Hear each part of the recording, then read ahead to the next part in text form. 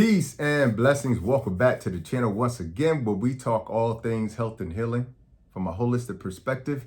And today will be no different. I'm Dr. Bobby Price, and today we're going to address the question: breakfast, is it the most important meal of the day? Breakfast? Should you be skipping breakfast every day? Now, you probably heard of both. And if you go do a quick Google search, you'll probably get experts on both sides of the coin giving their expert opinion on why you should eat breakfast and it's the most important meal, and other experts sort of explaining to you why you should actually skip breakfast, okay? And if you read my book, Vegetation Over Medication, you already know what my answer is, but we're gonna dive a little bit deeper into the subject today. And not only explain to you what is the impact of eating breakfast, okay, especially the wrong breakfast, and then also explain to you, even if you don't eat breakfast, what are the most important foods you should be starting your day off with, okay? What does your body need first, okay? Because believe it or not, there is an order of things, and there's an important order of things. And when you go out of order, this is why so many people have metabolic dysfunction, okay? So hugely important. But before we get started, let's first break down the word breakfast, okay? Break fast, because you're breaking a fast. Hopefully overnight you weren't getting up, sleepwalking, going to the refrigerator, grabbing food out or leftovers from the night before and eating them, okay? You are sleeping throughout the night. And during that period, from, let's say you went to bed at 8 p.m., okay? And then you woke up at 8 a.m., all right? That's 12 hours, okay? So you had a 12-hour fasting period, all right? And when you wake up out of this fasting period, it's important to know what was going on during those 12 hours, okay? So this is gonna help you understand why the choice is so important to eat breakfast or not to eat breakfast. This is the question, all right? While you were sleeping, and I can make it make sense, while you were sleeping, what happens, all right? While you're sleeping, you're resting, okay? So your body is restoring itself. While you're sleeping, your body is repairing itself, it's healing itself, it's detoxifying and cleansing itself. And we know that because when you wake up, what do you typically have to do as soon as you wake up? You have to go to the bathroom and alleviate waste, okay? Whether that waste be in the liquid form or the physical form, or you do both, okay? So that tells you that while you were sleeping, your body was in this cleansing, detoxifying mode, okay, to get rid of waste. Okay, so with that being said, the idea is to understand that, okay, we can extend this period of detoxification and cleansing as well too. This is what people know as intermittent fasting, okay? Intermittent fasting is simply the window of time where you do not eat. And the best time to create that window is during the period when you're sleeping, and then extend that period for a little bit longer, okay? And then we'll talk about another way that you can do that in just a second, okay? But the longer you extend that period, what happens is that it allows your body to do more of that detoxification and cleansing work. It allows your body to burn more fat. It allows your body to do the things that it's designed to do when you don't have food in it. This is why I have a chapter in my book called Digestive Rest, the importance of it, okay? Giving your digestive system an opportunity to rest, okay? And so I dive deeply into that in my book. And so it's really important to understand that, first of all, you give your body a huge advantage when you extend that period, all right? So again, you went to bed at 8 p.m., you wake up at 8 a.m., all right? That's 12 hours of fasting. When you get to 14 hours and 16 hours of fasting, your body is doing something even more drastically cleansing and detoxifying as well too, okay? Now, we'll dive a little bit into that in just a second, but let me first help you understand. One of the worst things you can do, whether you choose to eat breakfast or not to eat breakfast, one of the worst things you can do is make the food that you eat the worst food that you eat to start off your day, all right? And what I mean by that is your first meal is by far the most important meal that you'll ever eat, okay? Throughout the day. It's not lunch, it's not your dinner. It is the first thing you eat is so important. And the worst foods that you can put in your body, okay? The first thing you eat is gonna be a heavy meal, so overeating, all right? So eating a big meal like that typical standard American diet or breakfast where people got pancakes and bacon and eggs and a biscuit and this and that and home fries, that is by far one of the worst things you can eat, okay? A heavy meal like that, loaded with the things that I'm about to name, the sugar, the carbohydrates, okay? And when you think about that plate that I just talked about, it's loaded with unhealthy carbohydrates, loaded with sugar in the form of pancakes, in the form of syrup, etc. Okay? That is by far the worst combination of food that you can put in your body. All right? Because as soon as you put that food in your body, it's going to do a couple of things. The first thing is it's going to completely throw your metabolism off. And the reason why it's going to throw your metabolism off is because your blood sugar is going to go through the roof. All right? And as your blood sugar spikes, okay, about an hour later, you're going to notice that your blood sugar is going to go plummeting through the floor. All right? And that's what happens when you overconsume or eat a very, very healthy meal. So one of the worst things you can do is eat a heavy meal, secondarily eating meals that are saturated with, sugar and refined carbohydrates, okay? You don't want to throw off your metabolism. You don't want to spike your blood sugar. The other thing that is really important is you don't want to feed your microbiome. The first thing you feed your microbiome is something unhealthy like that, all right? This is why people's gut won't heal. Because instead of feeding your microbiome, which is a good bacteria, you're going to be feeding the bad bacteria in your gut, the bad parasites that is in your body, the yeast that is in your body when you feed it that type of food. Okay, so it's hugely important to understand that the first food that you put in your body is the most important food that you put in your body. All right, because it's determining how your day is going to go, whether your day is going to be spikes of blood sugar and then drops through the floor of blood sugar throughout the whole day. This is why you'll have that increase in energy and then it drops off, okay? All right, and it'll rotate like that throughout the day, all right? It also is really important, again, for your gut health as well, too. So that's really important. So let's get into some tips I want to give you, all right? First tip. Again, let's go back to the original question. To eat breakfast or not to eat breakfast? This is the question.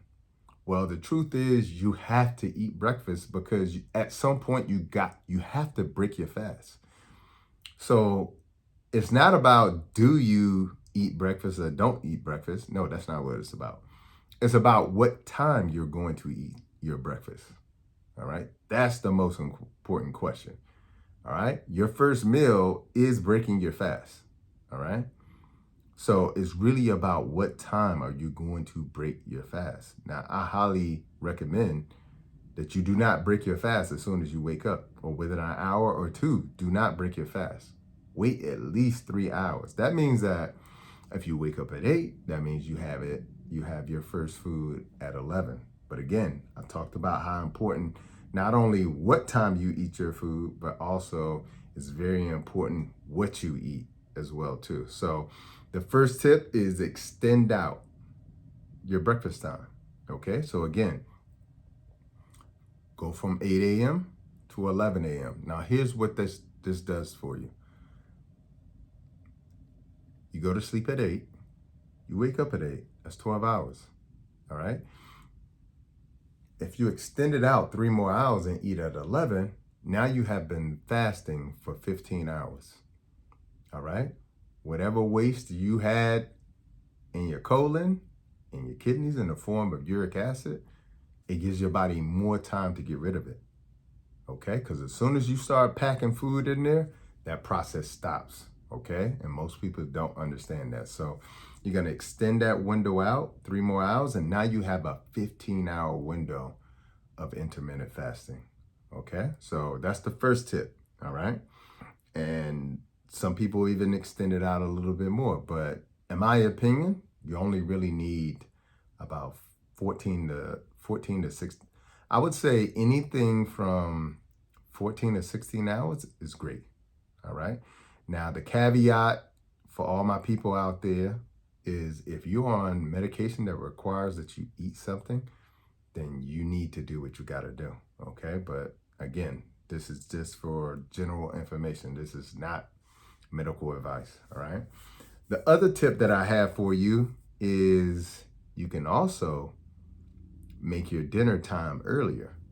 Okay. So instead of, remember, I said go to bed at 8. All right. But you don't want to, if you're going to go to bed at 8, you don't want to eat at 8 or 7. Okay.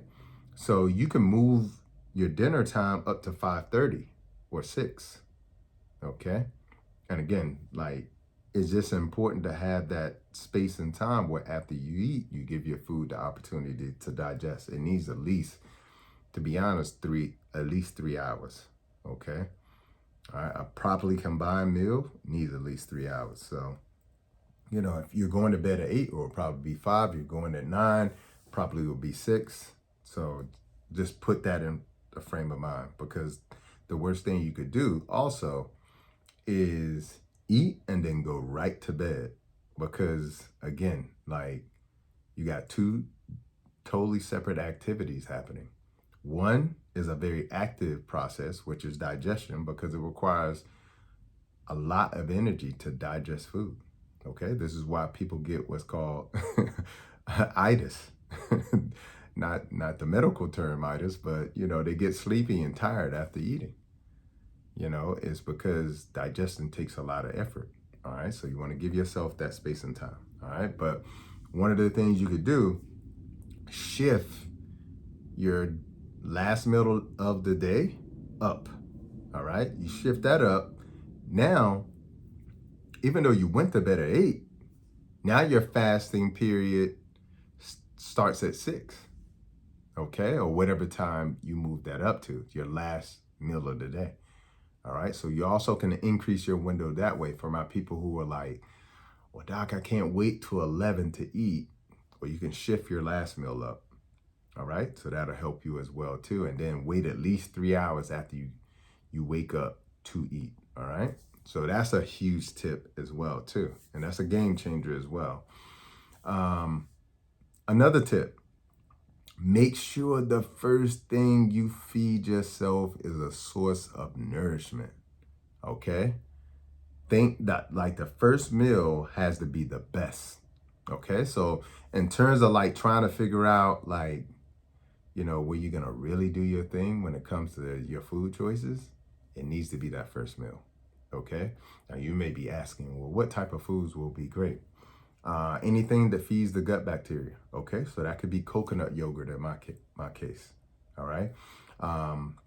Protein and healthy fat is also really good as a first meal as well too. But I would go out on a limb to tell you that the easiest food to eat, bar none, is going to be fruit. Okay. Now, I like to have something a little bit fermented for me. So that'll be my coconut yogurt. That'll be, my coconut sprout. That'll be a couple other things. Because what I want to do is, even if it's a small portion, feed my gut bacteria first. Okay. And then for me, it's tropical fruit. All right.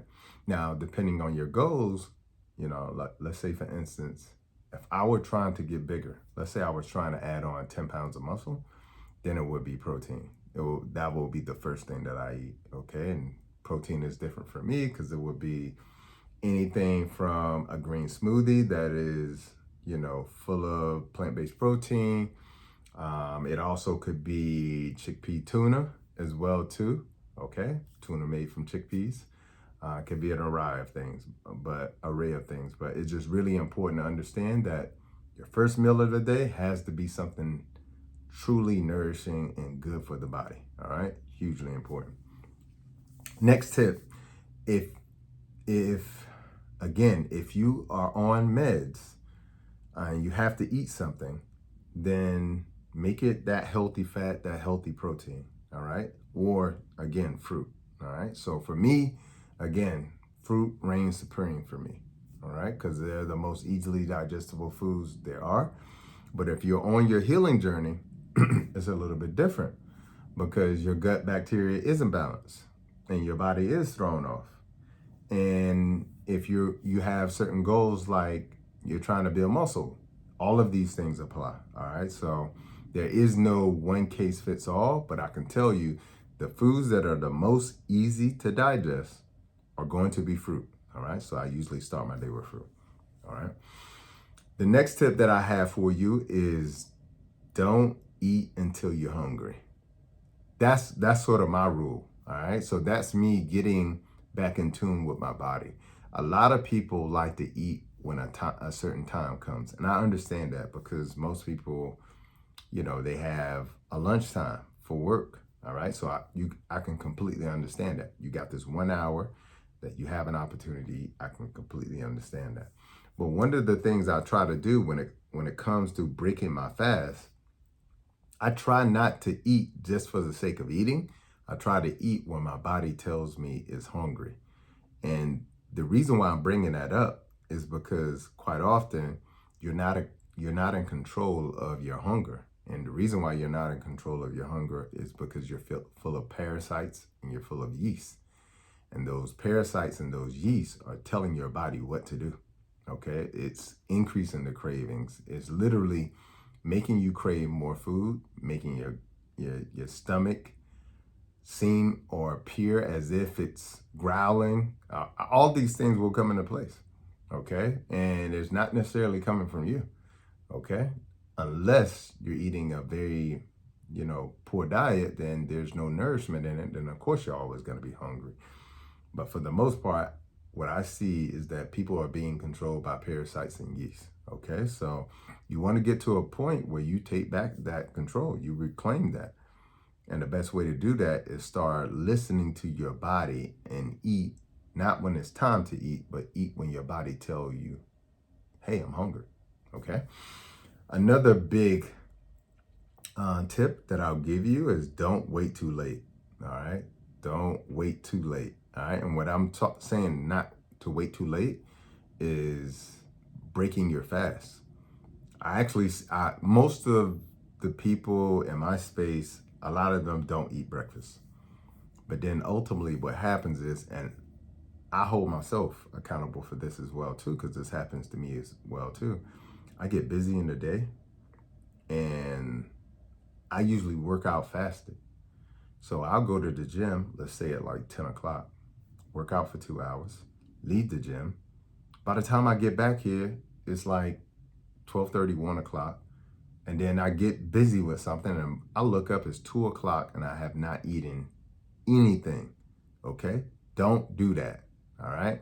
I've made it a point to be very intentional about eating because the last thing I want to do, and here's why you don't do it, that will lead to overeating. Because now when you finally eat, your body is now saying, give me everything. Okay?